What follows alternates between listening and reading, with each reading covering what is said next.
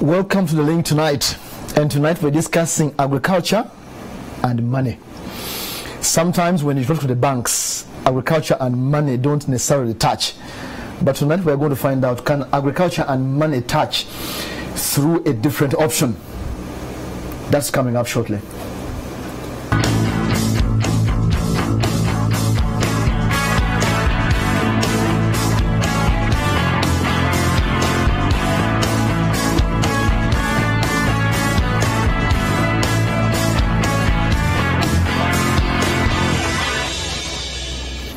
Welcome back, and tonight my guest is Edward Isingoma from Pearl Capital Partners. Eddie, we are speaking capital partners. Yeah. And I know that you fund agriculture, and we're going to understand that in a moment. But you're not a bank. Yeah. So how do you work? Yes, thank you. Thank you, Sam. Pearl Capital Partners, we are a fund management business, and we invest in agri-businesses across East Africa using investors' money. Okay. So investors have capital that they put together into a fund, and then we, as Pearl Capital Partners, who are licensed by the Capital Markets Authority in Uganda, actually then manage these funds on behalf of the investors. Okay. For instance, our latest fund in Uganda is called the Yield Uganda Investment Fund, where we have the EU, the NSSF, the IFAD, and as investors in that fund. And that fund is designed to support small and growing agribusinesses in Uganda across the various subsectors of various agriculture value chains. And with that, we virtually are able to give tailor-made capital to agri-businesses.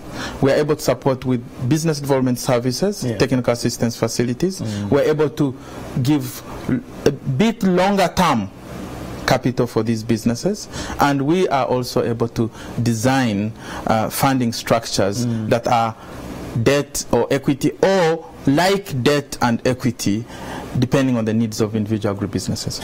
People are going to wonder, debt, equity. Yes. Let's just break down those. Yeah. You predominantly, many people are used to borrowing loans, and that is what we call debt financing. Okay, like as if it is a bank. As if it is a bank. Okay. We believe we are not a bank, and we are never going to be an immediate alternative to a bank. So we are not in competition with banks. Absolutely. So we actually go for agribusinesses and small businesses that have potential to grow, and we invest, become partners in those businesses. That is equity now. Yeah, that is equity. We now become partners in those businesses. Even when we do debt, we actually, our debt, we still are able to sit on the boards. We're able to work as partners with these businesses and enable them to grow. And once they grow, this is why you find that some of our debt structures are not structured with straight fixed interest rates like banks do. We end up with subsidized off-market interest rates with things like profit share premiums, EBITDA premiums, to allow you participate in the growth of the business. So we work as partners to these agribusinesses. So I see your model is you come and get involved in the enterprise. Yes. So what do you come with? Just money? Good. So when we come to these businesses, we come with a hell lot of things, and four of the key things that we come with is our network. Okay. Because we've been here for 12 years. We've been doing agriculture financing. We've invested in well over 40 agribusinesses in East Africa. So we understand what agriculture is. That experience is unrivaled. Okay. Two, we come with BDS technical assistance support.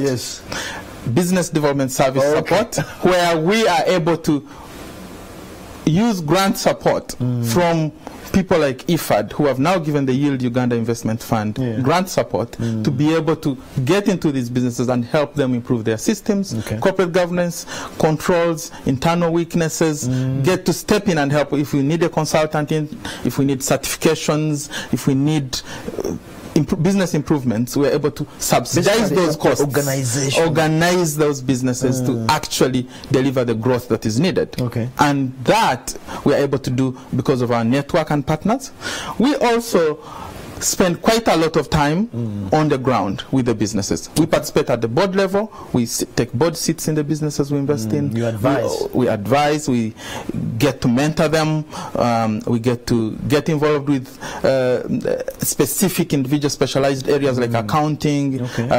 And we also get to be involved in terms of visiting these businesses. We are based here, so that doesn't come easily. Not many fund managers are there in agriculture locally in Uganda. Bending backwards. Eddie, I know that, and I want to mention the name, you have given some money to a cooperative, for which is good news. However, how do I position myself? How should I look like to attract you, to give me money? Good. You virtually have got to have your business deliver a potential for growth. And the moment the business has potential for growth, we will be attracted to it. That's one. But you've also got to be in agriculture, because we only invest in agri-businesses. It's important that the business is able to show and demonstrate value, transparency, and all other aspects around the team, accounting, stuff like systems, reporting, transparency, and business model has all got to add up. So when we come in, I'm not imagining 5-6 pages of DD checklists, but we due diligence. So, but when we come in, we actually are as if we were in courtship. The way you go out to marry your wife and you start that whole journey, we get to do that because we are looking at a partnership. If you are a business that has enough security and you don't want our interference, you don't want our support, then you can get funding from the bank. But if you are a business as an SME that needs to grow, that has a dire need and qualifies with our alignment strategy and what we are looking to do with this, with the growth potential of the business, then we want to be a partner. There's something you said, a business that has potential to grow. How do I know that I have potential to grow? Oh, everything counts, right from the teams, right from the business model, right from the performance of the business. I don't have to be making profit. However, I have potential to grow. All 50% of the businesses we invest in are loss-making. Interesting. So we actually are not looking for profitability necessarily. No, we are. That's not the key priority. We want you to get there, but we want to get to the journey with you. Walk it through together, and then get there. And if we get there, then we should share in that profitability, because we are partners in that profitability growth. Money follows magnets, and agriculture is broad. What are the priority areas that will attract you first before you go to other areas in agriculture? Good question. We virtually look at everything in agriculture because the nature of our funds are that they are 10-year life funds. We tend to limit our projects to agri projects that are going to give us a maturity and exits over 5 to 8 years. And so with that, we don't get to look at huge forestry projects that would mean 10, 15, 20 years. We can't do that. But we want these SMEs that we're going to get them to their feet and we're going to come out. There are other larger fund managers globally who are able to come and invest in some of the businesses that we've grown from point A to point B, and then they take them on to become larger entities. But we concentrate on the small and growing businesses in various agri sectors, incling the peripheral areas, things like cold chains, certifications. Cold chain, you mean cold rooms where they store where stuff. You have cold rooms, you have fresh vegetables going into cold rooms, you have certification businesses that are doing accreditation and certification of product. You have, like you just mentioned, we've invested in a coffee cooperative where they are doing certified coffee export from a large scale network. But we also are very key about social developmental impact. So we virtually don't invest to just get a financial return. We also want to be able to get social developmental returns in terms of smallholder farmers that you work with, employment that you provide to Ugandans that are working with your business. All these become for us key. parameters for us to deploy capital in the business that we look at. And I want to speak directly to some guys. Guys who are in Dubai. Some of you have potential and have interest to export, and you better become a friend of this guy. Let's move on, Eddie. Yeah.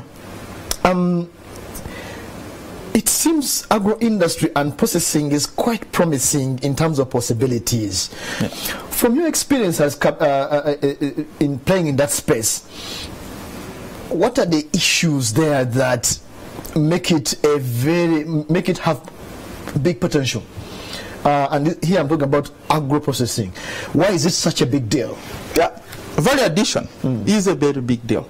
Agro-processing is a big deal in Uganda, especially where we have nature-gifted country with 2 seasons, with fertile soils, with so much unprocessed raw material available. And then when you think about the markets, it's endless. Some of our neighbors have still got to get food from here, and people have got to feed. True. So that middle part where you get into agri-processing and value addition can only remain naturally an area where there's so much potential, because there is sufficient supply of raw materials and inputs. There is sufficient market, and so that's where it's very attractive. And this is why even when we make investments, that's a nice area.